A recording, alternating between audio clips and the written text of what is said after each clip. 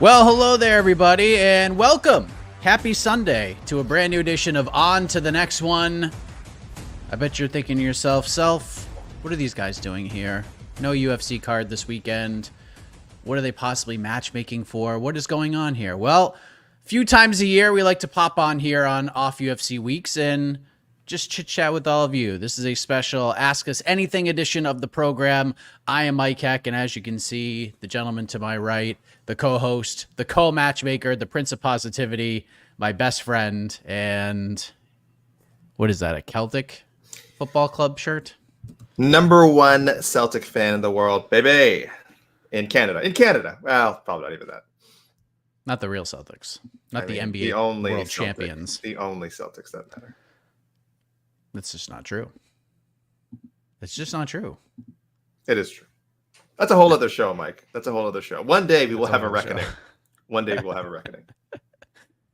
Well, yeah, that's what we're just going to hang out and answer your questions. That's what we're going to do. If there is any sort of lag time, we do have some questions that were submitted via the magic of social media that we'll get to. But knowing our boisterous audience, I don't think there'll be a ton of lag time. So we'll go for about an hour, maybe a little bit more, depending on how things are going. So let's get right into it and speak with all of you. We got some super chatters right out the gate. Jonah, best show on YouTube when it's actually on YouTube. Love the singing, Mike. It was only missing AK for those famous sweet harmonies. Peace and love. Yes. The singing happened this weekend, if that's what you want to call it. I cashed in my punishment to Jed Meshew. Let me just clear something up real quick. There's been a few of these messages that got sent in my direction. One of which was, and this is sort of a little bit of a common theme, Mike, this isn't punishment. You were excited to do this.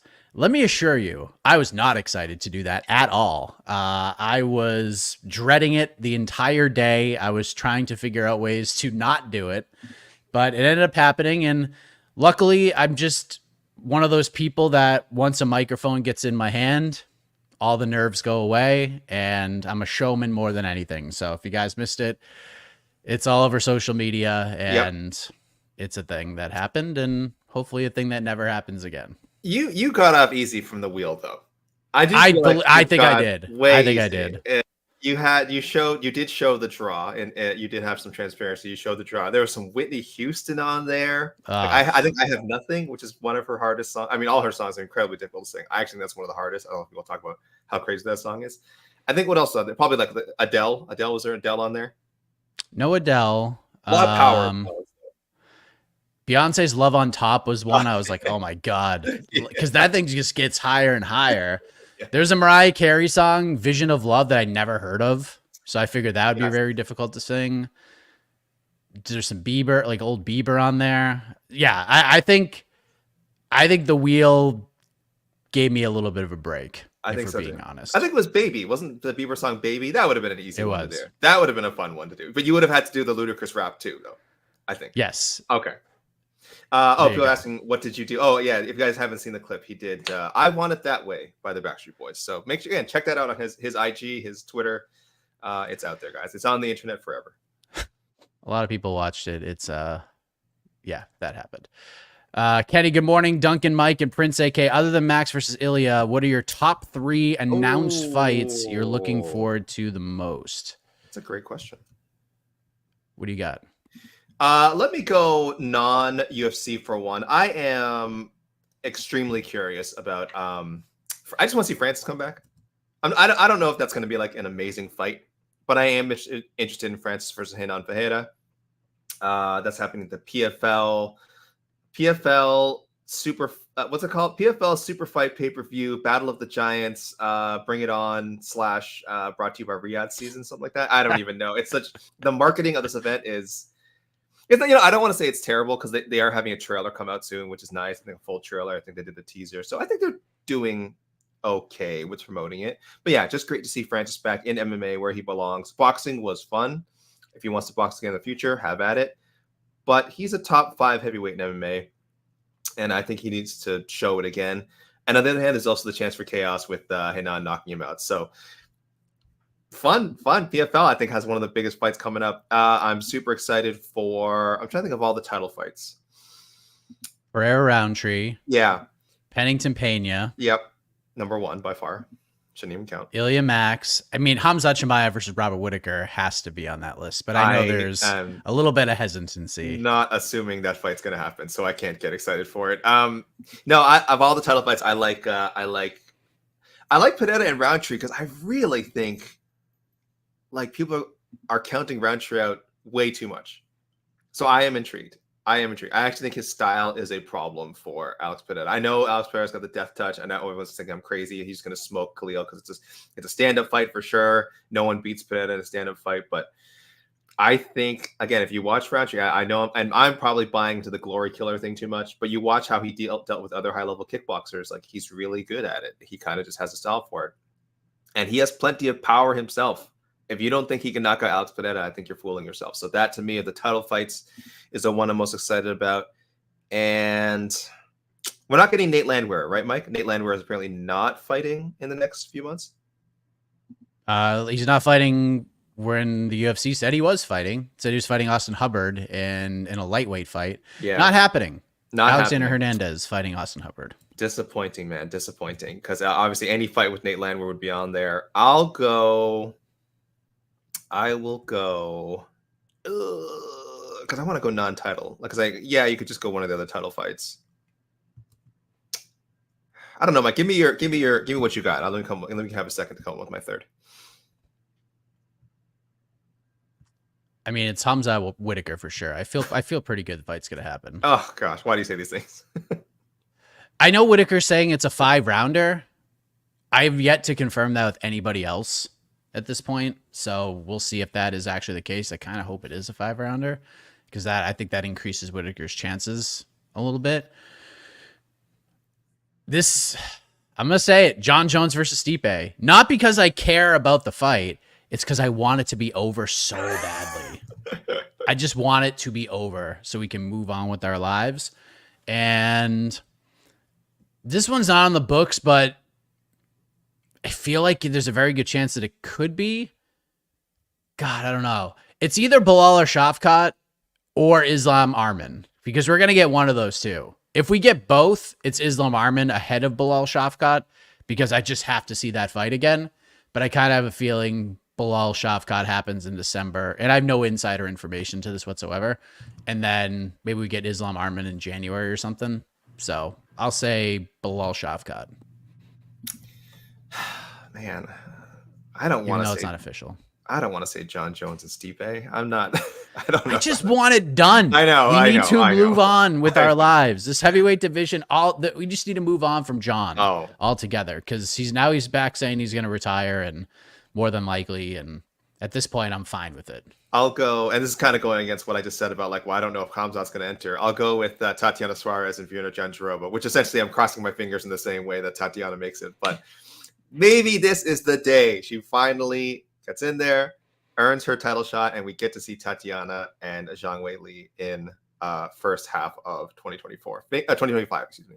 Fingers crossed. So I want to see Tatiana. Also, I actually think that's an awesome matchup. I don't think it's like a lock that Tatiana beats Fiona Jandiroba. I think Tatiana's that good that she'll be, I imagine, a 3-1 favorite. But Fiona is at the best she's ever been right now. So I'm interested in that. So there you go. Going a little hipster there probably for some people.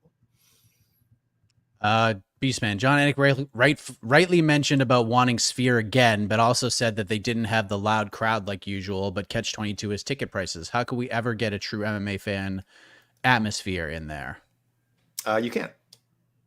I don't see how it's possible. Yeah, I don't mean to be cynical, and I don't think the crowd was that bad. The one that was at Sphere, I think they were pretty it was okay. You can't blame them. When O'Malley came out, they were loud. Yeah. And the crowd was pretty good that was there.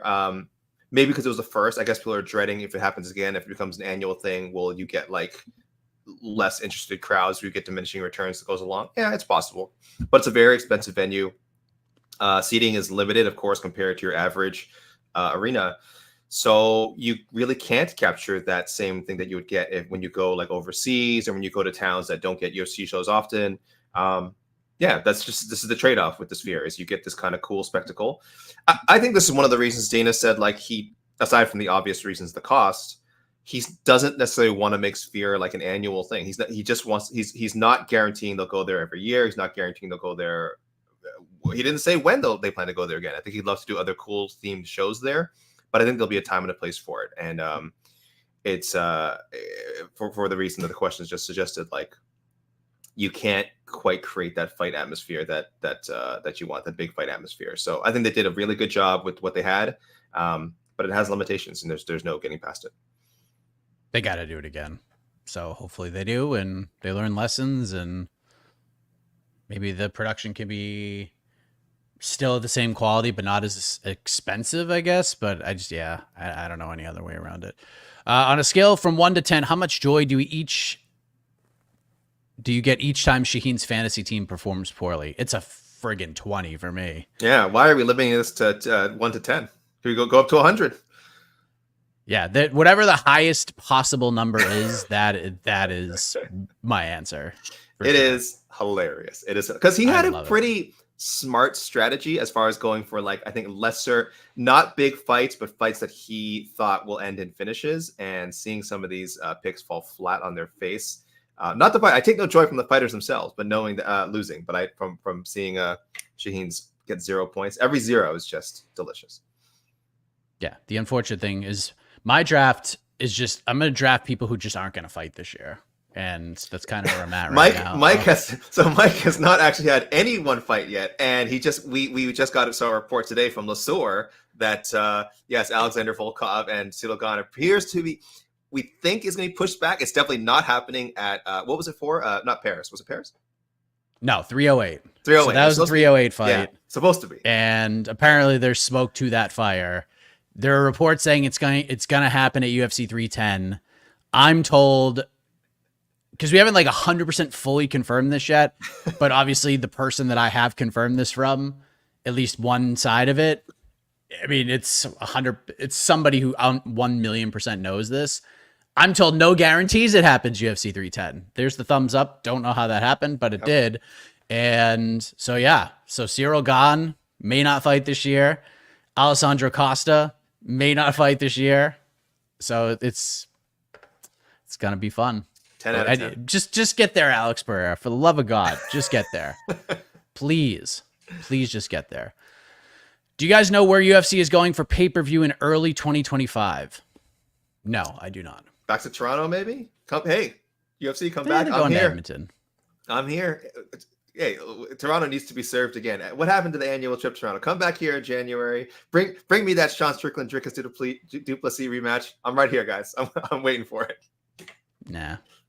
No one wants UFC 297 relived because, if some of those Canadian men had just won, it would have brought the vibe way up. It was depressing how poorly the Canadian men. Shout outs to Jillian Robertson and Jasmine Yasidavicius, but boy, the men did not perform that night. And I thought the main event was fine. It wasn't. I think it got a little overhyped after. I think you had a lot of people going like, "That was one of the best main events ever." A lot of meatheads, to put it that way. It was a good fight though. It was a good fight. It's one of the best fights of the year. It didn't save the show, but it kept the show from being among like one of the worst ever. Yeah, I would completely agree with that. Very fun. I would guess, again, no real insight. Anaheim is I would guess Anaheim's one of them because they have that deal that's sort of like dual deal with WWE. With that arena in Anaheim, where like WWE is going to do like 2 shows a year or something, or one this year, one next year, and then UFC was going to do the same. So maybe that they're going to do I'm sure they're going to be international. So maybe they just go right back to Perth potentially, like they did it last year, where they did the Islam Volkanovski card. Maybe they do Perth again early. I honestly have no clue, but probably Vegas in March, which is typical. What happened to Houston? Houston, they just had like a deal. They had like a whatever 4 pay-per-view deal with, right? I guess that's just over. They did whatever 4 pay-per-views there. I think so, yeah. Because it was a multi pay-per-view deal. I just don't remember, and they haven't been there in a couple of years now. So, yeah, I'm not sure. But Houston, I feel like Texas. I feel like they're about due to return to Texas, but maybe not first quarter. And the question was asking first quarter. That might be maybe more of a summer. Pay them their money, and then they'll go. That's pretty much it, right? What's your opinion about how Suga is handling the loss, delusional, or playing the villain role? Mike, you go first. I'm curious. I want to hear what you have to say. Is anybody surprised by any of this? Because I'm not. this is what I expected. So yeah, I mean, I don't really know what to say about it. It's not, I'm very indifferent about the whole thing because this is 1,000,000,000% how I thought this would be handled. So he didn't win. Like, I'm sorry, he didn't win. He lost. You want to give him 3 and 5? I'm okay with it, but he didn't win the fight. So yeah, he's just got to keep doing this, and he's probably going to get a title shot in his next fight, and that's it. Because Merab's going to fight Umar, and no matter what happens, I think Sean will probably get the next shot anyway. So, because the UFC is just going to give it to him.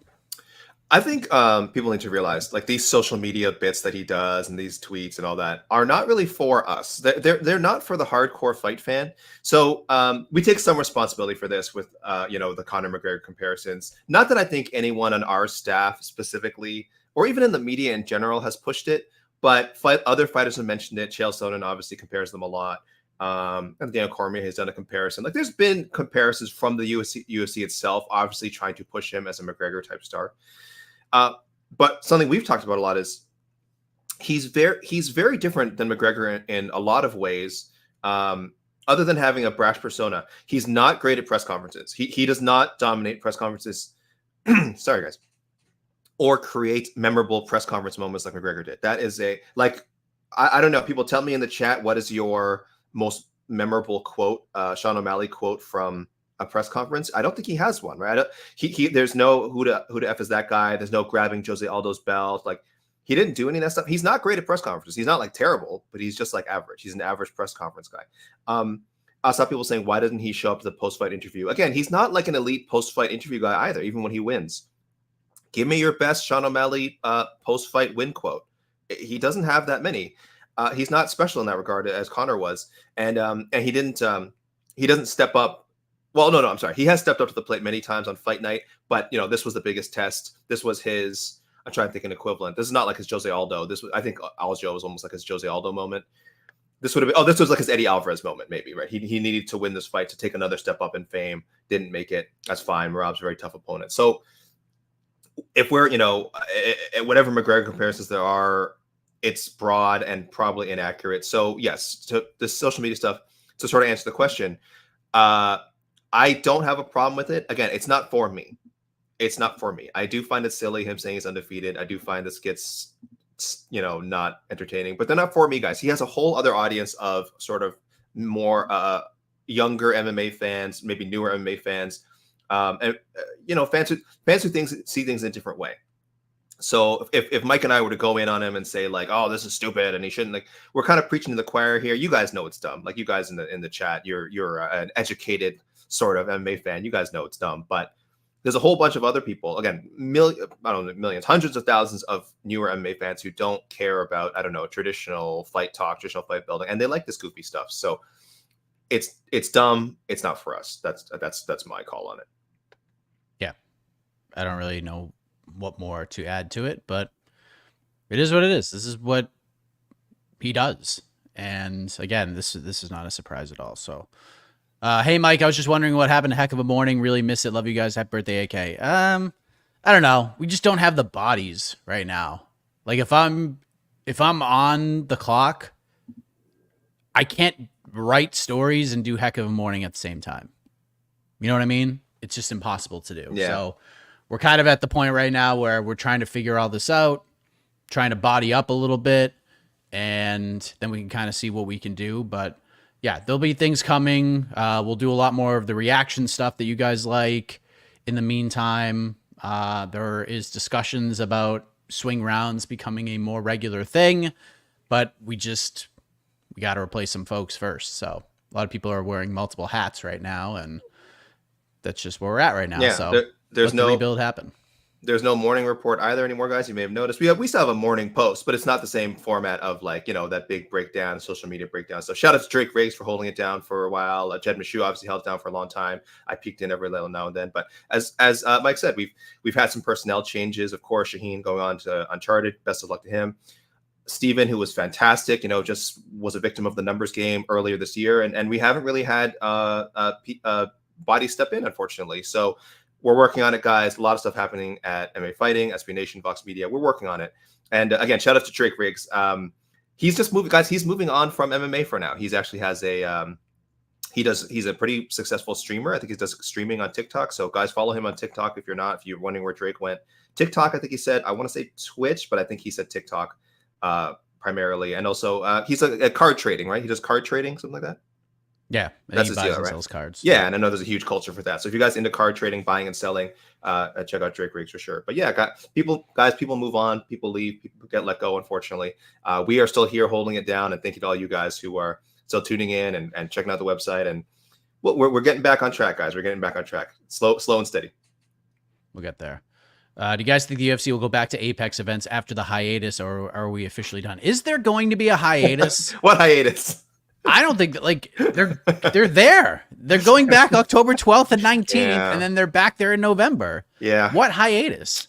Yeah. I don't know anything about it. I know every time there's an Apex card, people take pictures of the dirt, and maybe they're expanding it, but maybe they're just gonna do their hiatus, if there even is one, during the off time, I guess. I don't know, but.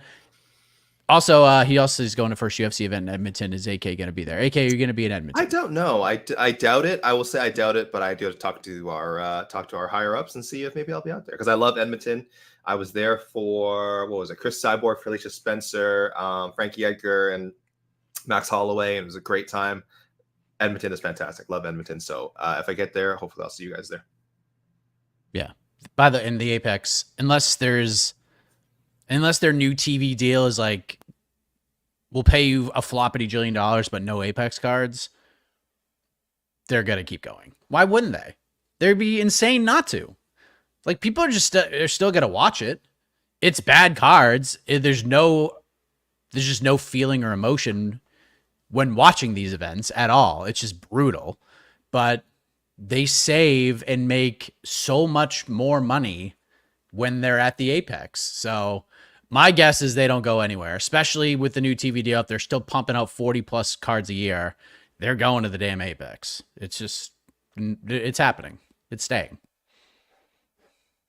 That's real talk. I mean, yeah, what can you say? I think we'd all like to see it go away, but they built it knowing that it'd be something that could help them and their profits for generations to come. So sorry, guys, Apex not going anywhere.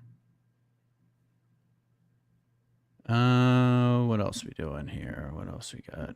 Yeah, I don't think they'll ever stop going to the Apex. UFC still doing Apex cards. Let me pull something from our people who sent us questions, because I do appreciate people sending us questions on social media. Let's see, what's a good one here. Okay, let's address one. This is two questions, actually, kind of. This is from Thomas Collins and Double Dutch. They're both asking separate questions, but they're kind of related. Mike, what does it say about the state of the UFC rankings that Diego Lopez is ranked ahead of Mosar, despite Mosar beating him last year? My view is that it is a marketing ploy for the UFC. I'd be interested to hear your thoughts. And then Double Dutch kind of has a question for us. How can the UFC and you guys have Ortega ranked inside the top 7 when he only has 2 wins in 6 years? So rankings is tricky, guys. I mean, it's. I have to draw them up to look at this. Look at the rankings now. So we have Mosar ahead of Diego, which we think is right. But the UFC has Diego in front of Mosar, which is like somewhat justifiable. Okay, I think Mosar's win over him from a year ago, and also that win over Arnold Allen, that was a great fight, by the way. That for me is enough to keep Mosar in his top 5 position. But Diego has fought more, and if you're a fan of activity, and if you're which apparently the UFC voting panel is, then you can sort of make the case that Diego deserves to be up there. And then he finally gets a win over a top 5 guy in Brian Ortega, and that's all they need to see him go up. So there's a logic to it. And as far as how do you guys have Ortega ranked inside the top 7 when he only has? I mean, he beat Yair, guys. He beat Yair. Yair's in the top 7. So unless you're going to drop both of them out, then which you could if you wanted to, but then who are you putting in? Anytime I see someone ask, why does your top 5, top 6, top 7, top 8, whatever look like this? Send me your top 5, top 6, top 7, top 8. Give me your order. Give me your order, because you're just asking questions and you're not providing an answer. I think I don't think you can bump Brian Ortega down that much from this loss to Diego. I think that'd be weird. Inactivity, yes, bad, but it's pretty elite featherweight still, I think. Yeah, I mean, the more I think about it, the more I think ranking Diego above Movsar is somewhat okay. Mm-hmm. Although they fought each other, and you cannot put the short notice thing into the conversation. They signed a contract. They said they're going to fight each other. If that wants to be on the back of your mind in some degree, sure. But the fight happened. They both agreed to it. They both put pen to paper. They both made weight, and they both fought. Movsar won. Like, Diego gave him a good fight, but Movsar won. So they fought, and Movsar beat him. So to me, I don't think you can rank Diego above Movsar unless he just doesn't fight anybody for like 2 years and we have to take him out of the rankings. But activity does matter. The thing I'll say about Ortega, and it's true, he doesn't have a lot of victories as of late. It's the same reason why, it's not exactly the same, but it's the same reason why I ranked Charles Oliveira super high at lightweight and in the pound for pound rankings. Brian Ortega's strength of schedule is ridiculous. This dude ain't fighting. There ain't no bounce back fights for Brian Ortega. This dude just fights murderer after murderer after murderer. His level of competition is pretty ridiculous. So that goes into the equation as well. Frankie Edgar, this is not washed Frankie Edgar on the heels of retirement Frankie Edgar. It just isn't. So let's just look at his UFC run. Let's go just 2017. Renato Moicano stopped him. Cub Swanson stopped him. Frankie Edgar stopped him. Max Holloway, then he was out for a while. This is Zombie, who was kind of on the back nine, but was less than a year away from getting a title shot against Alexander Volkanovski. Then he fought Volkanovski, fought Yair again and stopped him, and then Diego Lopez. Like, that is a ridiculous run. That's a ridiculous run. So, yeah. That's why he deserves, like, to be kind of where he is right now. Yeah. I mean, the strength of schedule has to matter to some degree. But, well, yeah, dude, he's kind of out of the title discussion at this point. Featherweight is loaded, and these guys are coming. Like, these guys are going to come, and they're all have a chance to jump over him. They're just not quite there yet. Yeah, and who are you going to put above him? Because, so I'm just looking at our rankings, and this is including non-UFC fighters, by the way. So we have Ortega 6th. Would you put Arnold Allen above him? I don't think Arnold Allen has got a win that's better than Yair. I don't think Arnold Allen, whatever his recent wins were, are higher than Yair. He lost to Yair, right? Didn't that fight happen? Am I on drugs? I'm on drugs. No. I'm thinking about Yair and Arnold Allen. That hasn't happened. I think we've made that matchup a bunch of times. Yeah, we've made that match. Well, you know. So yeah, I think we've made that matchup a lot. We just want to see it happen. It hasn't happened yet. I think it makes so much sense for both guys.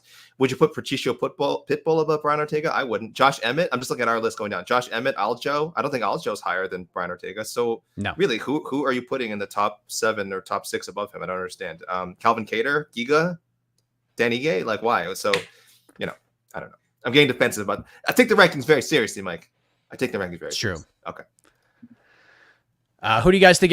Why do you guys think everybody's saying Merab is ducking Umar? He very clearly said that he will fight anybody UFC puts in front of him. He just said that Figgy deserves it more, which I agree with. I do not agree with that. I don't agree with that at all. I'm so sorry. Figgy deserves more? I'm sorry. That's crazy. Rob Font, look, I think people know that I am a Rob Font guy. Rob, I've been following since even before he was in the UFC. He's a New England guy, and beating Rob Font is a nice win. He looked real good in that fight. Then he beat Cody Garbrandt, who wasn't even ranked at the time, I don't think. And then he beat Chito Vera, who was coming off of one of the most lopsided title losses I have ever seen when he fought Sean O'Malley. Like, 3 very quality wins. But Umar went out there and beat Corey Sandhagen, who's still at the top of his game. And I understand that maybe the resume isn't exactly the same, but you also have to understand that Umar was slated to fight other high-level guys, and then opponents fell out or whatnot, and you just have to fight who's in front of you. Corey's the best win of all of those names I just ran off. It's not even close. This isn't even a discussion right now. And as much as the Sandhagen fight was slightly more competitive than maybe some of the scorecards suggest, Umar was never in danger in that fight. Not even really for a second. So That performance alone, to me, puts him above Figgy Smalls. It just does. So, yeah, it's just the best win the two have at this point. So, look, Figgy's there. Figgy versus Jan has been the fight to make for like a year and a half now. What are we doing here? Just book that one. And if Figgy beats Piotr Jan whenever Piotr Jan's ready to come back, it seems like he's ready to come back, then he gets the winner of Merab versus Umar. If the UFC does the meritocratic thing, which they probably won't. So Figgy's going to get his shot if he gets another win. But yeah, the Merab thing is just weird because of what he said after he won. It was just hilarious. It was just hilarious. Umar's right there. They got him on screen. They set the table for him. And instead, Merab was just like, I love you, Dana White. Let's be friends. Let's have a cup of coffee together. And thank you for everything you've ever done for me. I mean, very nice thing to say about your boss, but come on, man. This is prize fighting. Got to sell that fight. That's the fight he's getting no matter what. Yeah. There's no... And if they offer him that fight and Merab says, nah, I'd rather fight Figgy, the UFC is just going to be like, all right, bet you're not the champion anymore. It's what they're going to do. So he's going to fight Umar. I don't think he's ducking him. No. But he is, I guess he is somewhat prize fighting. He's, Figgy's a tough fight. But at the same token, Umar's the dude, and that's it. Like, go fight him. Yeah, the question is asking why do people think that, and I think Mike, you kind of laid it out there. It's a perception thing, guys. You got to use your mic time wisely, and anytime you suggest a name other than the number one contender, some people are going to take that and run with it as, oh, he's avoiding him. So Merab has to take responsibility for that. Just listen, Figgy is a worthy title challenger. Like he should not get the title shot over Umar. I think that's absurd. If it happened, whatever. I wouldn't be happy about it, but I also wouldn't go like, oh, this is the biggest travesty. I mean, we've had so many unworthy title challengers. Figgy would not be close to like the worst of those. I think it'd be fine. He's a former champion. You saw it that way, champion versus champion, whatever. But yes, when you leave that door open, it reminds me of Tyron Woodley. I don't think Tyron Woodley was ever ducking anyone during his welterweight title reign. Like because he ended up fighting the guys they wanted to fight. People thought he was like, oh, he didn't want to fight Damian Maia. He didn't want to fight Wonder Boy. He didn't want to fight Darren Till.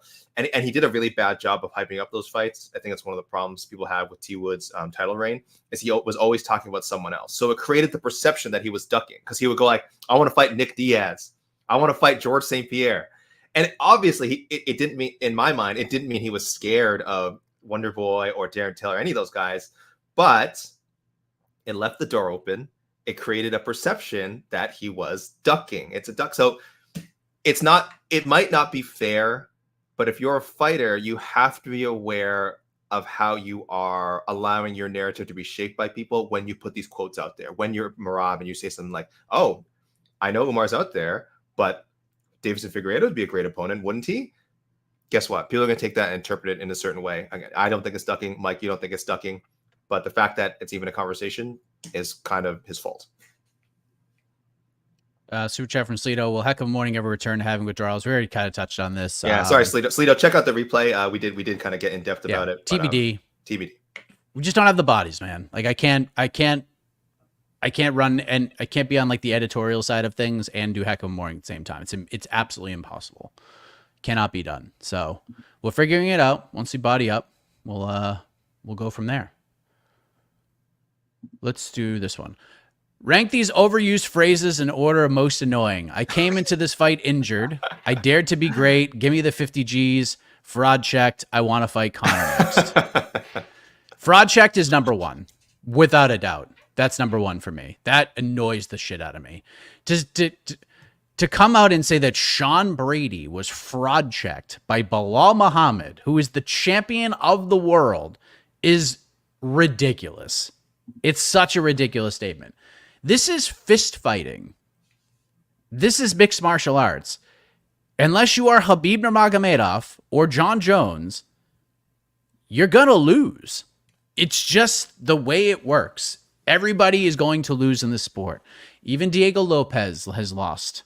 It happens. Movsar hasn't lost yet, but many people feel he lost to Arnold Allen. Sometimes you don't have your fastball. Valentina Shevchenko lost to Alexa Grasso, got stopped by her. No one thought that was possible. No one thought that could happen. Israel Adesanya lost to Sean Strickland. Very few people thought that was possible.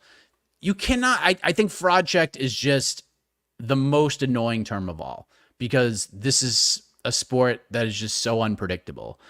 Dared to be great is probably number 2. What else is there? Give me Raul Rose say give me 50 G's is bad, real bad. I'll say that's 3.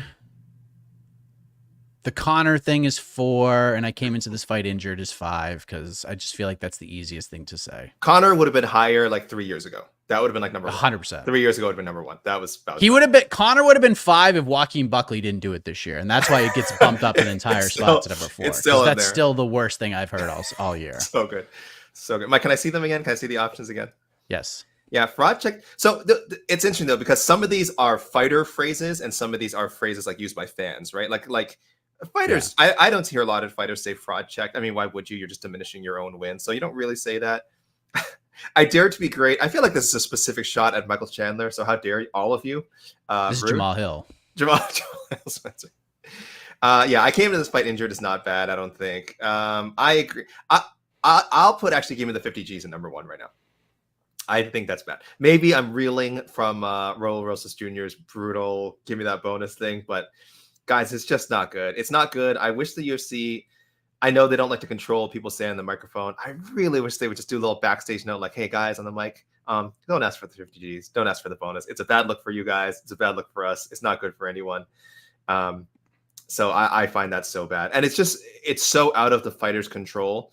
And I just don't think it's ever led to like a good response from Dana White publicly anyway. I've never seen Dana at a press conference go like, you know what, when that guy asked for the 50 G's, that's when I knew he was about this life. That's a real fighter. It's like, no, it just doesn't get mentioned later, and it can't lead to anything good. So that's number 1 for me right now, I think. Yeah, they all are pretty bad. We got good suggestions in the comments. So we got Mike Conlon. Right, we'll get to those. Mike go ahead. Do you want to? Yeah. All right, let's go find them.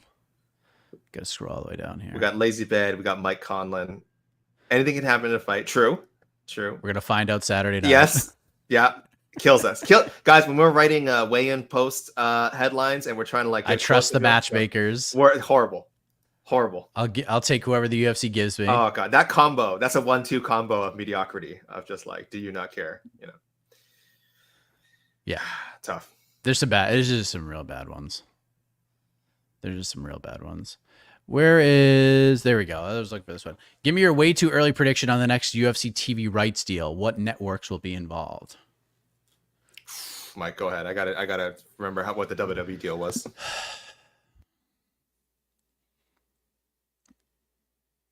It's tough, man. It's tough because they will not be exclusive. I don't think they'll be exclusive to anybody. And I think Dana White could hear this and be like, this fucking idiot doesn't know who he's talking about. But at the same token, I think it would be a very bad business decision to be exclusive to anybody, because everyone's going to be throwing money at them. So you get a separate deal for the Contender Series. You get a separate deal for Apex cards.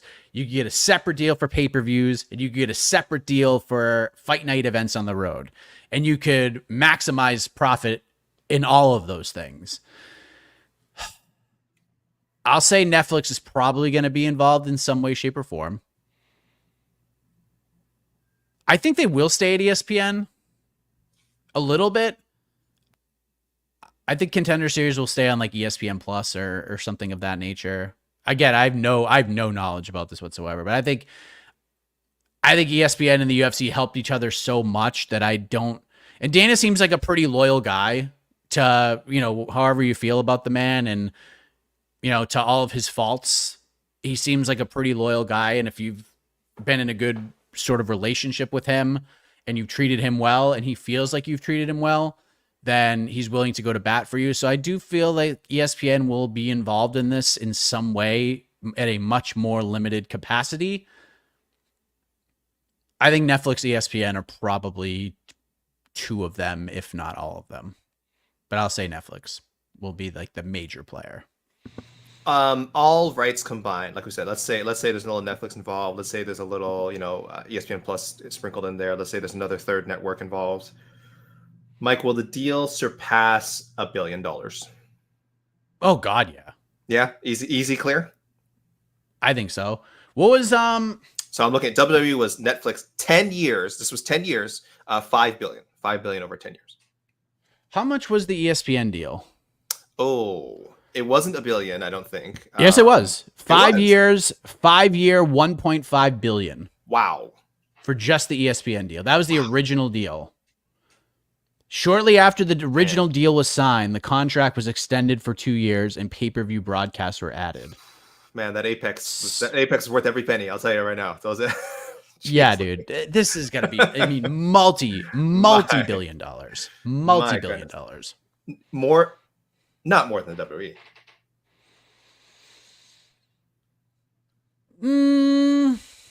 Probably not. WWE's putting out way more it's crazy to say. WWE's putting out more programming. This content, the Netflix deal is just for Raw. That's it. It's crazy. Nothing else. So maybe they could do, I don't know, man. I don't know. Is Peacock still or the pay-per-view still going to be on Peacock? I don't even know. Did not even know Peacock was still a thing. Sorry, Peacock. Did not even know that was still. So yeah, it's going to be it'll be multi-billion dollars though. It's going to be gigantic, huge. I bet their next deal combined will be 5 billion. 5 billion. Will be around the 5 billion mark. Okay. It's going to be humongous. Right. So it'll match the Netflix Raw deal, but probably not whatever the total whatever WWE figures all this. But still, not bad. It'll be damn good. Not bad. That's good it'll money. It'll be damn good. That's good money if you can get it. My goodness. The pay-per-view model is what's going to be the most interesting.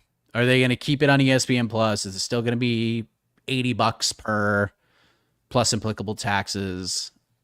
Or are they going to do, the WWE model where it's just, hey, you subscribe to this service for $10 a month, you get the pay-per-views and you get the whole backlog of fights and events and all of that stuff. So I don't know. It's going to be interesting. I can't wait, man. Mike, let me pull one up because this is a good one. Nick Verberg, Mike, wants to know, do you feel the UFC is disincentivized to have superstars like Conor and Jones in the future? I feel like having big stars like Poatan, but the UFC brand still being the bigger star is so much better for them than the super nightmare of having athletes that are actually able to flex with the UFC. Disincentivized. That's a strong word. They realized after they sold the company that they don't want to. Of course, having Conor around is huge. It's massive. He's the biggest star in the history of the sport. But they now also realize they don't need him. They do not need Conor McGregor. They are bigger than they ever were, even when Conor was at his peak right now. And they don't. It's very smart and wise for them to not have a fighter who many believe is bigger than the sport and the promotion. And for a time, especially in 2016, Conor was that guy. And Conor was a big reason why they sold for $4 billion. It was the biggest reason for sure. And Conor will be, by all intents and purposes, a big reason why this TV deal is going to be as massive. Because let's just be perfectly clear here. MMA is still a baby. Why do you think PFL is getting the deals they're getting? It's not because these networks are like, let's dive into the ratings and look at their star potential, because they ain't got them. They ain't got star potential. But because they are MMA, and MMA, when you think of MMA, you think of the UFC, and you think of ESPN, that just kind of gives you a better incentive on working with them, which is why PFL is a profitable business. No one gives a rat's patoot about what they are putting on fight-wise right now. They have zero buzz, but they are profitable because they are making deals to have sponsors and be on TV and all of those things. But at the same token, it's just the UFC has learned to this point. They are just a machine that doesn't stop. They're so well oiled at this point that they can really do no wrong. And Dana has been the face of the company and has been for a while, and they're reaping the rewards of this. They don't need a gigantic superstar. They just want people who go out there and deliver performances. Poatan doesn't even have to say a word. He just has to go out and make the scary face go do a cool weigh-in, have the cool walkout, boop a dude, and he's good. Like, people just want to keep seeing him because he's learned the biggest lesson of becoming a star now in 2024. It's not always what you say on the microphone. It's being present and being in front of that camera as often as humanly possible. That's what made Kevin Holland a star. That's what made Hamzat Chimaev a star. That's what make other people stars at this point in the sport's history, is just going out there as often as you can and delivering performance after performance. And that's why Poatan is over as he is right now, because he just keeps fighting and he keeps saving the day, and he looks like a hero right now in a lot of people's eyes. And the UFC also understands that people love watching him, but he's not bigger than the company. So it's the perfect thing for them. So that's kind of where they are at right now. And I think they're pretty gosh darn happy to be in this position right now where those three letters are bigger than any name and any fighter on the roster right now. But they're still popular and they're still making money at the same time, at least comparatively to where they were a decade ago. Yeah, I saw a question earlier in the chat. Like, is he fighting too much, Poatan, and is it like at some point has it become less special? Like, he's fighting just the right amount, Mike. I think for the reasons you said, he's fighting just the right amount. He is the guy that the UFC needs right now. As far, not that they need anyone, but I mean, as far as yes, him being their, I guess, current active biggest star. Obviously, we're not counting Conor. We're not counting John Jones. I wouldn't even count John Jones right now. I might not even count him after the year's over because he's probably just going to retire. So as far as like someone who is active, who the fans can look forward to seeing fight more, it is Alex Pereira. And we talked about the McGregor factor stepping up in all these big moments, and that's what he's done. He's stepped up, he's delivered. He hasn't had to say much. He's got a catchphrase. People love saying Chama. Like, I know so many people, I have friends of mine who are like very casual combat sports fans. They love saying Chama. They just think it's so cool, the mystique around him, plus the highlights. So yeah, I think he's fighting just the right amount. I don't think people can get enough of him. I think the fact, if anything, the fact that he's fought however many times in the last 12 months has just like endeared him so much in this industry of guys who seem to be, jockeying for fights, getting too involved in the politics behind the scenes, just not fighting. He just gets in there and he takes care of business. So everything's just right with Poatan. And this kind of goes along with the question where like I don't think UFC is disincentivizing anything. I think if a big enough star comes along, they're happy to push that, but they don't need it right now. They don't need it right now. Maybe 2 or 3 years from now, if they strike gold with some young hot fighter, they'll ride that until the wheels go off, and then they'll settle back down again into just being the UFC. But yeah, they were never in the business of creating stars, and they don't have to be. What's next for Dariush, Gamrot, Fiziev, Paddy? I think Gamrot's kind of screwed right now, unfortunately. Great fight with Dan. So here, who's coming up at lightweight right now? I think Gamrot's gonna have to fight like Esteban Ribovic or somebody like that. Wow, that's tough. Like, he's in a tough spot. The spoiler. Dariush, tough guy. I like Dariush, Paddy fighting each other. That's the fight I wanted after Paddy's last win. And I know, look, I know people are like, even when this interview dropped, oh, you can't do this. He's ranked so much higher now. He's active and this guy hasn't been. Give me Fiziev versus Dan Hooker, man. Like, just give it to me. Fiziev's ready to come back. Like, that fight could headline Tampa. That could be the main event for the Tampa card. Dan Hooker versus Rafael Fiziev. That is a friggin' banger.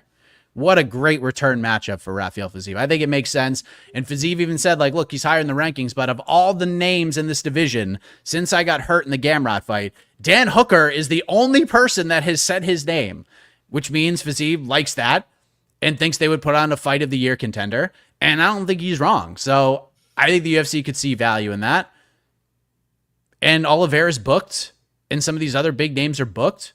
So if Dan Hooker wants to fight before the end of the year, go fight Rafael Fiziev. That fight friggin' slaps. Yeah, he's being very coy, Dan Hooker, about who his next opponent is. So I do hope it is Fiziev. I think that would be sick as hell. I love the idea of Paddy and Beneil. I can't remember, Mike, what did I just say recently on to the next one, though? I had some dumbass pick for Paddy. Michael Chandler. No, that was a dumbass pick from a while ago. I had a new dumbass. I thought that was still the pick. No. Was it? I think I had. I think it was. No, because I said Chandler's off the board because he got the Oliveira fight, and then I was like, I have a new stupid pick for Paddy Pimblett. I believe I said, oh my gosh, where is it? Someone who just fought. Remember. It was someone who fought on the card. I don't know if it comes. You know what? If it comes to me, I said Brian Ortega. Oh, that's right. That's right. His 155 debut. Brian Ortega's 155 debut against Paddy. Yowzer. I don't know anymore. I don't know what I'm doing anymore. Let's see. Question for AK. Any chance of us getting a segment where we give video version of Robbery Review with AK Mike doing live scoring while we, the viewers, give our vote live? I have thought about a lot about turning Robbery Review into a podcast. Someone has already done that though, or they have. I'm sorry, the name escapes me now, but there is a Robbery Review podcast out there, unrelated to us, just doing their own thing. So I have not checked that out, but yeah, I think we would like to do our own version as well.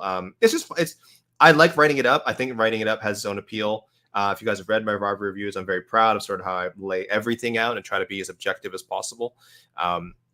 When it comes to like not my own scoring and talking about everyone else scoring, and then but video would be great. I think video having stills of the fights, talking about key moments, would be a lot of fun. And yes, having a vote is always fun. Having people involved. We wouldn't be able to really watch the fight. I guess it'd be kind of like a watch along type setup, but that would be weird. I think it'd be more fun to sort of talk about it in live chat with you guys while doing a review. So we'll look into that. I think it could be a fun idea. Big news from this past weekend. What do you think about Dana going into boxing? So I've been asked this a lot, AK, and I have not responded to anybody who continues to ask me this question. So let me just answer this question with a question of my own, AK. Hasn't Dana already been in boxing for quite some time? This Callum Walsh thing, he's been in boxing. He's been promoting this kid more than he's promoted Merab Dvalishvili for the past 2 years. What is his... I don't understand... What is his relationship with Callum Walsh? He's not his like manager or anything. Is he? What is the business? I don't know. There's some sort of partnership there. I'm so confused. Because Callum Walsh he's like their individual power slap. Like it's all over their socials. It's everywhere. Like it's anytime this kid fights, it is a full court press from the UFC to put this kid over. And cool. Like you have the power, so you might as well use it but he's been in boxing for so long. Like this boxing thing, it's been at least 2 years with Dana and Callum, has it not? Something to that nature? Something like that. I'm still confused. Is there any sort of financial investment in Callum Walsh? I'm just confused. There has to be that we don't know about. There has to be. Okay. I remember covering International Fight Week for the Izzy Cannoneer card. And we were doing like the Radio Row thing. This was what, 2022? Was this 22? Or 21? I think it was 22. And Callum Walsh was there. They were trotting him around to everybody. Hey, you want to interview this kid? He's an up-and-coming boxer. He's going to be fighting on Fight Pass. Bareknuckle was also there before fighting on the Contender Series for the first time. Right. So he's been in boxing. So I'm just curious to how different it's going to be now. Is he just going to run his own boxing company? Is this another Matchroom? Is he going to do something with Turkey? Are they going to combine forces? Now that you see what Turkey's done, like what is this going to look like? I think we found another use for the Apex, though. I'll tell you that much. Are you ready for Apex Boxing Series? I love it. This is the apex of professional boxing. They should do. So I remember saying this after watching it, but remember when they did the Game Bred boxing card with like all the big names on it, Jose Aldo, Anthony Pettis, Roy Jones Jr. I think we did a post show after that. And my first thought was, this is what Zuffa boxing needs to be. It needs to be active UFC fighters boxing each other. Like for those who are like, I only get 2 fights a year. Well, now you can get more. Now you can just go box. You can go box to the apex. Like we could get like Adrian Yanez, Rob Font 2 in a boxing match. That is cool as hell. I'd watch the shit out of that. That's a great idea. I think that would do very, very well. Now you could mix in other names as well that are outside of it, but doing like putting your UFC fighter, your current rostered athletes who want to box, and part of the reason they would go to other promoters is because they say, hey, I want to go try this boxing thing. Now you can be like, yo, you can go try this boxing thing. We have this boxing thing that you could just go do if you want to. So I would love to see that, but who the hell knows? We could extend like Tony Ferguson's like Zuffa career by like another 3 years with this. Oh, Zuffa. no. Put the gloves on, Tony. Put the gloves on. Listen, he only lost some of those fights because he was out grappled. Charles Oliveira, Benil. I feel like we get the gloves on. Yeah, it could be a whole different story, you know. Callum Walsh. Okay, this is from the UFC.com. This is from their write-up ahead of his fight that just happened this weekend. Callum Walsh has a long-standing relationship with UFC president and CEO Dana White, who has supported Walsh's career and provided guidance after building a combat sports empire in UFC as an undefeated rising star. White wanted to help make it possible for Walsh to fight at home in Ireland after basing himself in California for most of his career. So again, very vague, very vague. He has provided guidance. That is the official company line. So I don't know. I don't know what's the. But yes, if the Zuffa boxing thing is ever going to get going, you'll be hearing a lot about Callum Walsh. And I wish, Mike, I wish your idea would come true, because I would love to see some people just throw on those big gloves and throw down. Little TKO boxing action. Do it. Maybe throw some WWE guys in there that want to try out the sweet science. I am all in. We'll go for like another 15 minutes or so. Sure. What do you think of Mike Perry's soon-to-be bare-knuckle MMA promotion? I think he doesn't have the star power to do his own promotion. It'll be fine as long as they don't overpromise. Don't overpromise and don't overspend. That's it. They'll be fine. I don't think this is something that Mike Perry and whoever else involved is planning to pour like $50 million into. I would hope not anyway. I think you start at a reasonable regional level. You slap that Mike Perry brand on it and you'll be okay. You have him. I assume he's able to fight for it. Would BKFC maybe a co-promotion with BKFC, yeah. and then pull something like that off, right? Like, I think it'll be fine. Just this is a matter of budgeting, not a matter of like star power, because we've said in a lot of our shows, the man, love him or hate him, has carved out some kind of niche, and he is occupying it full force. And more power to him and other fighters who manage to do that, because it is very hard to do that. It is very hard to stand out in this business. It's very hard to make a lot of money in this business. And if you are ambitious enough to try and go with your own promotion, I say have at it. But I don't think it'll be a lack of star power. It'll just be a matter of finances and just being smart with your business. But I think it'll succeed. I think it's a cool concept. As long as the fights are good, as long as you can create some good highlights on social media, that'll create buzz. Just do it right. You know what I mean? Just don't go out and book Amalie Arena in Tampa for your first event. Don't be booking 18,000 seaters. Book like 500 seaters. This is what I've been trying to tell Gamebred Bareknuckle for a year and a half now. They have something. They got something.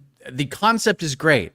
There are some elements they need to drastically change. I think like the commentary in particular is something that needs to be upgraded. Some of just the broadcast details from that perspective need to be upgraded, but they have to be ECW. They have to be ECW. They have to be the bingo hall, rabid fan base type promotion where they just go bananas.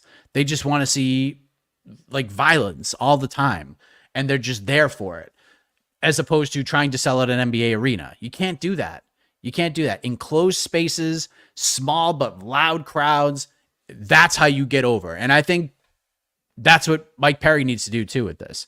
Just small venues, 250, 300, 500 people, and just keep it small, keep it tight, book some decent names, and I think he got something. So I think he'll be okay. They're not going to be the UFC, but it's something. It's something. Just be smart about it. And I think you'll be all right. Mike, let me grab one question here from Barry O'Reilly from Twitter.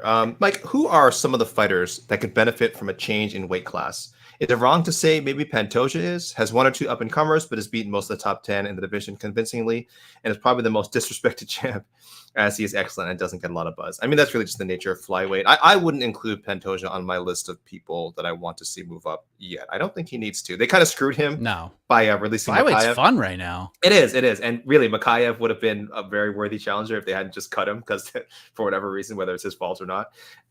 So I think he's fine. I think he's fine in flyweight. Pantoja would not be on my list.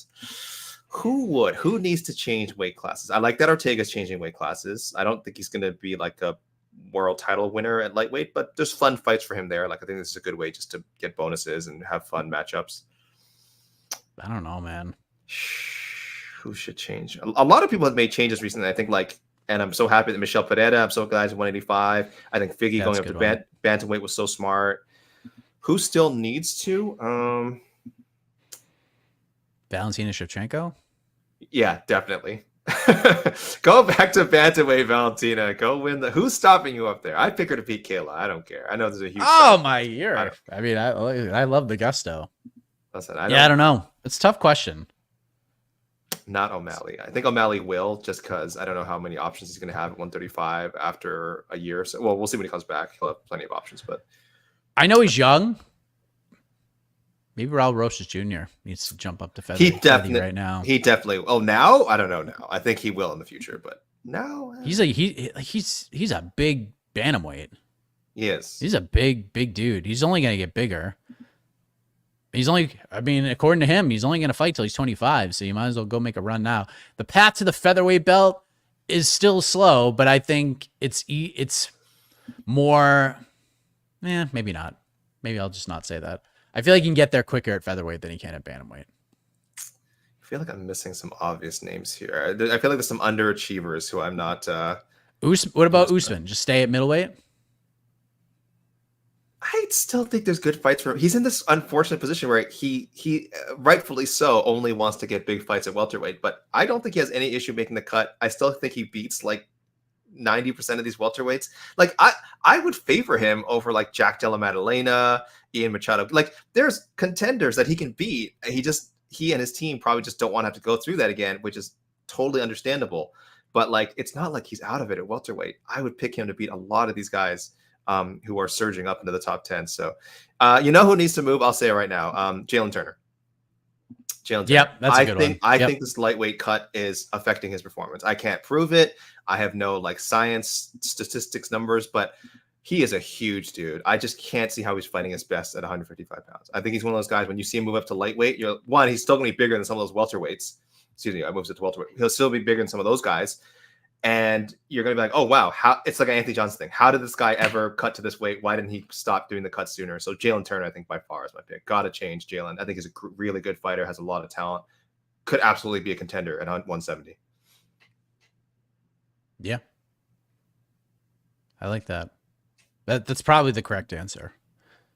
It's probably. Can we say Kelvin Gastelum again, like 7 years later? Go back. What are your thoughts on Gian Silva offering to fight Movsar? Should Movsar accept it? I mean, thoughts on the call out, fantastic. Obviously, if you're Gian Silva, yeah. I mean, A+ marks. But I think the credit needs to go to Gilbert Burns because he's the one that put this out there to begin with. So I think credit goes to Gilbert. I like it, man. I like it. Movsar should take that fight. So we're confident Movsar is not getting like the Ilya. He's not locked into the Ilya. Oh, well, we know. He's fighting Aljo. Sorry. So he's fighting Aljo. No, he's not. No, he's not fighting Aljo's Aljo. out. He needs to fight somebody. Diego would have been good. But I get why he doesn't. Yeah. Or he shouldn't do that. Like if I'm Diego, I don't do that.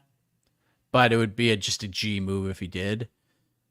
Bryce Mitchell would be a good one. Like, I think if Calvin Kattar can fight, I think he should take that fight. Yeah. So I'm just thinking about the original question. No, Movsar definitely should not do it. In my mind, I was thinking like, yeah, it'd be a cool win to have, take away this other guy's hype train, but like, Gian Silva could knock him out. So I would just say that's a lot of risk. That's a lot of risk reward there. If you're Movsar, yeah, you got to fight someone, but hopefully you win the title within the next, or you think you can win the title within the next year, and then you can always fight Gian Silva down the road. Fighting him before getting the title shot seems a little too risky. Someone suggesting Kopp should move up, Mike. I don't know. If that's pretty good last time. His issue. Yeah, I don't know if that's his issue. Yeah, Silva's still injured. Proposed him for 309. Oh. So no, not happening. Mike, let me give you one more from my DMs, and then we'll end with YouTube. Because I like this question from MMA heads. Noche at UFC as Fear is well done, and as a Mexican myself, it made me proud. If you had to pick the theme for the next UFC event at Sphere, assuming there is one, Mike, what would it be? I like Anik's suggestion of doing like the history of the UFC. Yes, and you could throw in any promotion they have the rights for. Like you could throw in Strike Force, you could throw in Pride. Like I think that would be amazing. WEC would be fun. WEC, just do, like WEC themed because event. it'd be wild because they would have like footage of like they own. He never fought for them, but they own that footage of like Fedor and stuff, like Fedor, all that stuff. Like that's all Pride stuff, right? Like, Yeah, they own that. That'd be crazy to see that as part of a graphic thing. I think it would play out. And as much as I enjoyed the video stuff, I think they kind of ran thin with some of the ideas. Obviously, when they did the future of Mexico, it was just hilarious by that point. But yes, doing their own history of MMA. Some people would hate it. We will say a lot of people would hate it, Mike, because we don't necessarily want the UFC's version. We've seen how they rewrite history, and it's not always great. But the fact that they have so much of this footage, the fact that they, be their second go at it, they have so much more experience with how to put on a great show and make these short films. Like imagine Fedor up there. Imagine Kimbo. Imagine if Kimbo was mentioned in these videos. That'd be insane. Kimbo on the Sphere wall would be surreal. So yeah, I think they're allowed to do a little bit of patting themselves on the back, a little Barry Horowitzing here if they want. Oh yeah, dude. Yeah. So do your victory lap, UFC. I know a lot of us. We'd have our qualms with it, but they can do it, and they'd probably do a fantastic job with it, at least as far as promoting themselves. So I think that's the way to go. Yeah, I like that idea. And again, what they did at 306 was ridiculous. It was freaking cool. Like it was just so cool. They took a swing, and that's like, and I'm looking at a comment like this right now. You guys are biased against the UFC, which is absolute bullshit. I've already destroyed David in this argument 1,000 times already, so I don't need to go through the receipts of why this is such a bad statement and so incredibly incorrect. The problem we've had with the UFC over the years is that they are just so far ahead of the competition that they don't try. They don't try. And we've always said, like, we understand why they don't try because they don't need to. They're so far ahead and they're so financially successful. They can throw just a trash card at the apex and is going to make far more money than PFL doing this Francis Ngannou, Renan Ferreira event. The UFC, they will make more money running UFC Vegas 98 than the PFL will make doing the Saudi Arabia pay-per-view by a lot. It's not even close. All we've been asking for is for the UFC to try and just try to be fun with things. And we got 2 events this year. 2 where they did the thing and it was electric. UFC 300 is going to go down in history as one of my favorite events of all time. It is going to go down as one of the best events they've ever put on. We put that fight card over from Jump Street. That was the greatest top to bottom fight card of all time. And it delivered in the same way. 306, we knew the card quality wasn't spectacular. You had a main event that got a lot of people talking. The co-main event made a ton of sense. There's a big story there. You put a rising star in the featured bout against a guy he had a very good chance of beating, and it worked out in that sense. Yes, we got a fight of the year contender. We have the round of the year on lock because of UFC 306. And then on top of that, it's just the theme of it all, being in Sphere and taking a risk and taking a swing. And we've been calling the Unfun Championship at this website for like 2 years because it's just the same thing over and over again. This year, they're getting out of their comfort zone. They're doing something different. They're trying things. And I respect the hell out of it. That's why no matter what 306 looked like, I was happy and respected the fact that they tried something. So to me, this is a good, I'm not going to say a bounce back year for the UFC, but at least like the hope for the future with this TKO thing and seeing like what WWE's, how they've been able to improve and just seeing some of the things that the UFC has added this year has been fantastic. It's been great. Now we're still going to have to deal with Apex cards and stuff of that nature. But yeah, like when they try and they actually like put their best foot forward, we see this and it's so fucking cool when they do it. And then it's just like, okay, then it's just gone. The UFC 300 thing was so cool. And then it was gone. And then like 3 weeks later, we're like, oh, I miss UFC 300. I missed everything about it. And then it was just gone. And then we got 306. And now we're going to Paris. And then we're going to have 307. And those are cool. But then we're going to be back at the Apex for the 12th and the 19th of October, which, by the way, those are actually pretty decent cards. So you're not going to get a ton of complaints from me. But yeah, man, we just want to see them try. That's not bias. We just want to see them try. Put forth some of that effort you put towards Power Slap and Callum Walsh towards the rest of your promotion. Then we're okay. That's all I have to say about it. All right, Mike. We got some. Yeah, there you go. There's a good one. Yeah, we'll take a couple more, then I gotta go. Is booking AJ McKee, Paul Hughes too soon for Hughes, or good booking for the PFL? Good booking. Good booking. This is great booking. You got to give AJ relevant fights. Those are kind of two different questions. Is it too soon for Paul Hughes? I mean, probably yes, but I also think it is good booking. Paul Hughes also has quite a bit of hype behind him. Maybe not so much that people will be like, I'm trying to say like that he's not a big enough opponent for AJ McKee, because it's not like AJ McKee is a household name either. Like we've talked about many times how we felt like PFL, Bellator at times, excuse me, I'm blaming PFL now for their past errors. Bellator didn't do an amazing job of marketing AJ after the first Pitbull win, right? Like we just thought, I don't know, they could have had him more everywhere. Maybe there's only so much they could have done, but it just feels like they didn't come close to doing as much as they could have done for AJ. So now they've sort of been rebuilding him as a lightweight. He's been great, 4-0 so far. If he beats Paul Hughes 5-0, you probably give him a title shot after this. So it's, you just need to keep feeding AJ relevant lightweights. And if Paul Hughes wins, boom, overnight you have yourself an instant guy who's one of your, you can push to one of the faces of your league. So I'm all for it. I actually thought PFL did a great job putting that one together. It's good booking. I just feel bad for AJ McKee. He's just been kind of lost in all of this, and they'll get to fight on 2 big pay-per-view cards, I guess. So I mean, they see some value in him, but he just fights, and then we just forget about him, and then they book him another fight, and then we just forget about him again. Like it's just so tough, man. Not this time, Mike. Not this time. But it is good booking. Like the risk and reward is especially on the Hughes side is pretty significant. Like if he beats AJ McKee, that is ginormous for him. And if AJ wins, then people kind of expect him to win. Then he can go fight Usman and go from there, man. It's been such a bad year for PFL Tour. It's been so bad. I'll take a few more. I have a good one. Beastman, very confident. How do you feel about Dan Hardy's commentating gig now, as opposed to him being at the UFC? I've always been a fan. I will say I'm on the side of, I think he's a good commentator. I know not everyone. He's not everyone's cup of tea. Let me put it that way. But I think more so than like a Dominic Cruz, I feel like Dan Hardy walks that line between providing like really good analysis and accessible analysis, and also remembering that he's like on air talking and is also supposed to be providing entertainment and not just analysis. So I'm a fan. I like the work he's done. It's a shame. I do think it's a shame that his relationship with the UFC went south for whatever reasons. Because I would like to see him doing UFC shows again, but he's happy where he is, I'm sure. And yeah, I think Dan's solid. Yeah.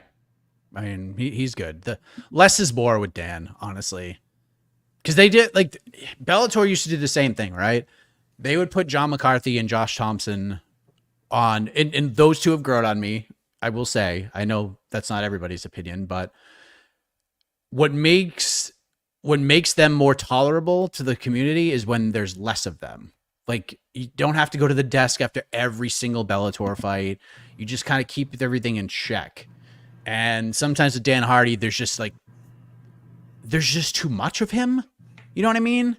It's just like he's the voice of the entire program. It just seems like it's the only voice I hear.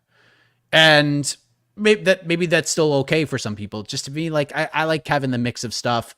I kind of wish PFL would bring somebody else in to do the post-fight interviews. Like keep Dan in the commentary booth and just have him do color, and then just have somebody else go in and do the interviews. I think that would make it better, because it just seems like there's just long post-fight interviews. It's just a lot. You know what I mean? So to me, like, I think Dan's great. I think he's better suited for being with PFL and Bellator and stuff. I also would like them to just kind of keep things separate.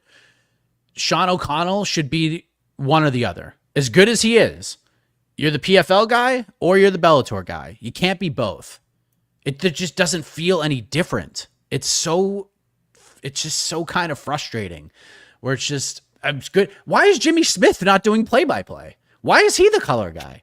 What is going on here? Jimmy Smith should be the voice of Bellator. Mike, then bring somebody else in. What are we doing? You're getting PFL angry again.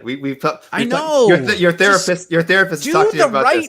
Thing. Mike, your therapist has talked to you about this. You need to when stupid PFL Bellator stuff comes up, you just gotta take a deep breath. Remember the good times, things you enjoy about combat sports. You can't let them get to you. You can't let Don Davis win. You can't let Don Davis win. Okay. What is Brian? Yeah, I see a lot of people put Brian Stan out there. Brian Stan was freaking great. Amazing. It was real good. Too good for this. Pay him whatever it takes. Pay him whatever it takes, and then pay Joe Martinez whatever it takes to be your ring announcer, the Bellator ring announcer. Then we're cooking with some gas here. Jimmy Smith and Brian Stan. That'd be what an electric combination that would be. It'd be tremendous. I want to read a question real quick, just because it's a quick answer. Professor Genki, why is there becoming a narrative that the O'Malley-Merab fight was close? I felt it was extremely easy to score when watching it live. It was extremely easy to score. Professor Genki, you're not crazy. I'm sure your scorecard is correct. There is no narrative. It is a narrative being pushed by O'Malley as a joke and by bad faith commenters and clickbait YouTubers who are desperate for attention and to keep their train going before the wheels fall off. So I'll just say, anyone pushing this O'Malley won that fight thing, just don't listen to them, guys. It's not a narrative. It's not a thing. It's just people talking to talk.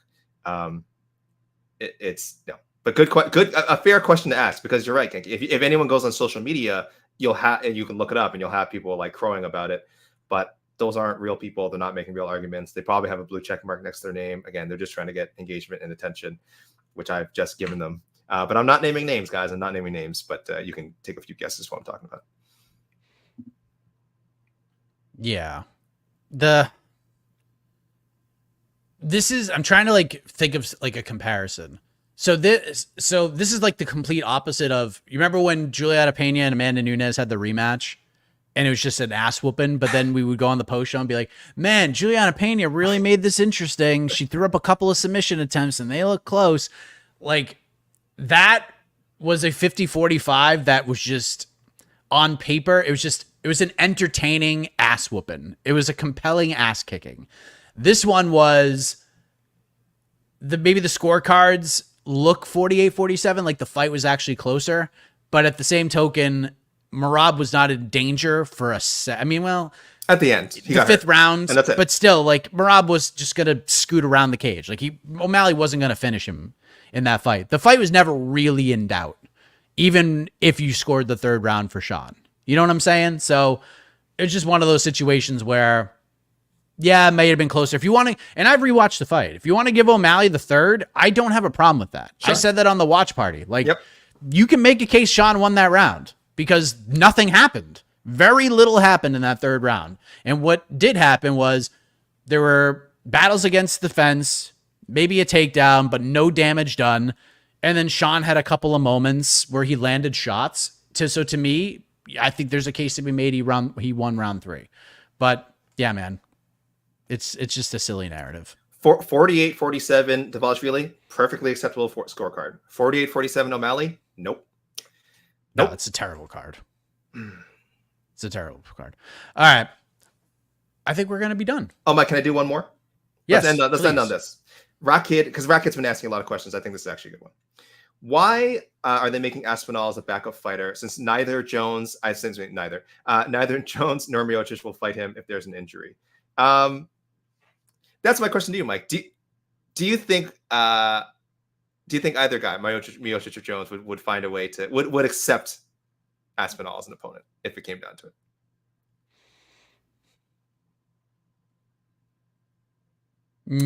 Let's start with Stipe. Probably. Stipe. What do you think Stipe would? If it's for the actual belt? No, I don't think Stipe would. No, I don't think Stipe would. I think Stipe is only coming back to fight John. John, I think John would do everything in his power to get Pereira first. Yeah. Yeah. Just to try, because it's a bigger fight. Like, I don't, it just is the bigger fight. So I think John would try to like cash out on that big one, especially if Pereira goes out and wrecks Khalil Roundtree and gets another knockout. I think they would try to entice him, but at that point, like if John has never gotten the chance to fight at Madison Square Garden. Does he just do, if he's doing it one more and then he's retiring, do you just go in there and just let the chips fall where they may and fight Tom? Nah. You don't think so? I don't know. I think honestly that's the only chance that the fight happens. I think if one of them drops out, Aspinall's just gonna end up fighting someone. Like it'll be like last year's Madison Square Garden show. Who would he fight though? I don't know. Who would he fight? I don't know. Salsa Pull Derek Lewis from Edmonton and just have yeah. Tom Aspinall versus Derek Lewis. It makes no sense, but it'd be fun. Robelis why to not? Spain. Robelis to Spain. Oh God. Oh God. No, Robelis is booked beautifully right now. He's booked beautifully. Maybe Cyril Gahn gets ring-a-ding-ding. Right. Boy, what would that be like for my fantasy team? He gets thrust into a vacant heavyweight title fight. Main event probably too. You get main event points. If Cyril Gahn, can you imagine what that would do for fantasy implications? First round Cyril finish. Gahn headlines and wins the title in the first round. I would win. Like I'd be the champion of this fantasy team, of this whole entire league. It's crazy. But all right. Yes, Gahn Volkov delayed for 310. By the way, that's not 100% true yet. The fight's not happening at 308. It is that delayed, I know for a fact. It is delayed. We don't know when exactly. I'm told there's no guarantee for UFC 310. So stay tuned for that. Stay tuned for all of our programming. The UFC back in action next weekend. They will be in Paris, which, when the UFC goes to Paris, it's usually a very good time. The crowd's usually quite electric. They get into it. They're very loud and they get very excited. The main event is Benoit Saint-Denis versus Renato Moicano. I know we've talked to Renato Moicano already. I'll be talking to Benoit Saint-Denis next week. Stay tuned for that. We also have Nasruddin Imavov versus Brendan Allen, William Gomez, Joe Anderson Burrito, Kevin Giuseppe, Brian Battle, Morgan Charrier, Gabriel Miranda, and a whole bunch more. And we will be back next week to discuss that card from a matchmaking perspective. So for Alexander K. Lee, I am Mike Heck. Thank you all very much. Back next week with the matchmaking crowns back on. We'll see you then, everybody.